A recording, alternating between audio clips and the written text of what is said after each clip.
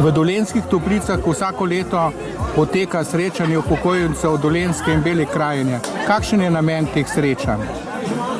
Namen srečanj Pokrajinske zveze Dolenjske in Bele krajine je, da se društvo med seboj oziroma vodstvo in članstvo sreča, da se druži, da se uživajo v tem prelepem ambientu, da prisluhnejo v kulturnemu programu in da podelimo tudi športne priznanje za naše najboljše športnike.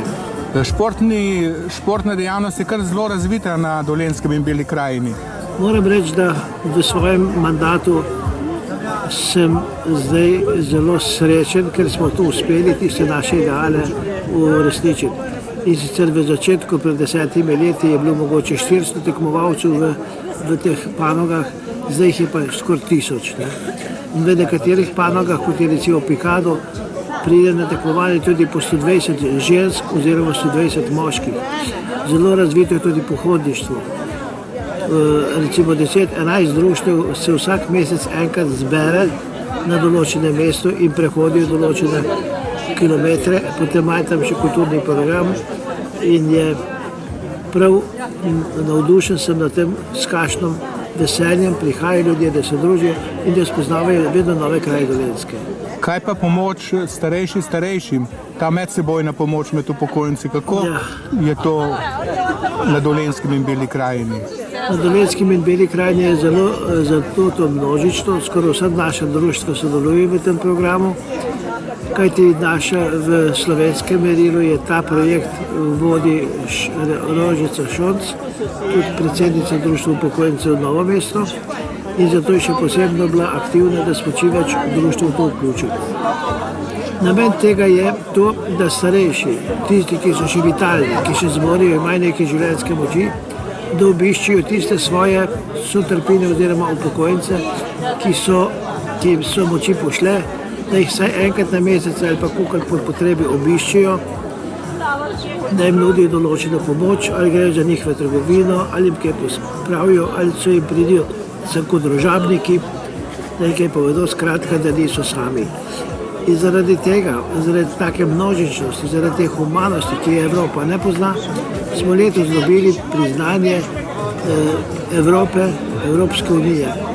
In evropska poslanca Weigl in Šoltes sta v imenu Evropske unije podelila to priznanje Zveze društev upokojencev v Sloveniji oziroma naši predsednici, gospodi Rožici Šonc.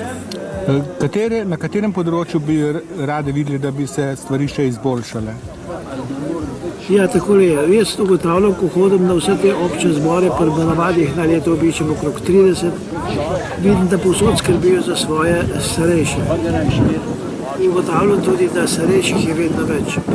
Ko sem začel to funkcijo, so na občnih zborih poročali, da imajo 2 80-letnika.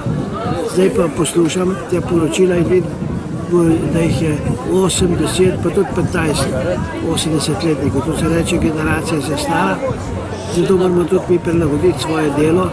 To se reče, da obiščemo starejše, da ni noben osamljen, da ga povabimo v društvo, da izmed 10-20 aktivnosti, ki se v društvu odvijajo, da najde eno področje in da se vključuje. Ja, vidim, da to srečanje obišče kar veliko število upokojencev.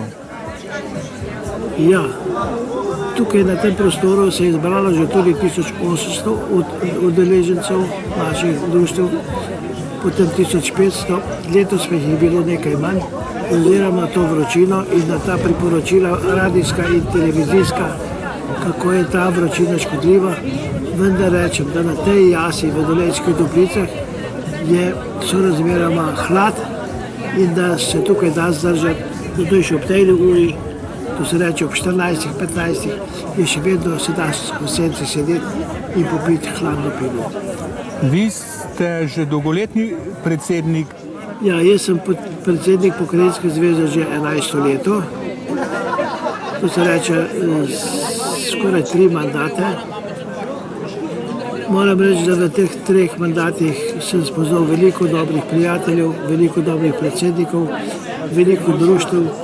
Vsako leto se udeležujem tudi njihovih občnih zborov in na tem vidim v teh poročilih raznoliko dejavnost.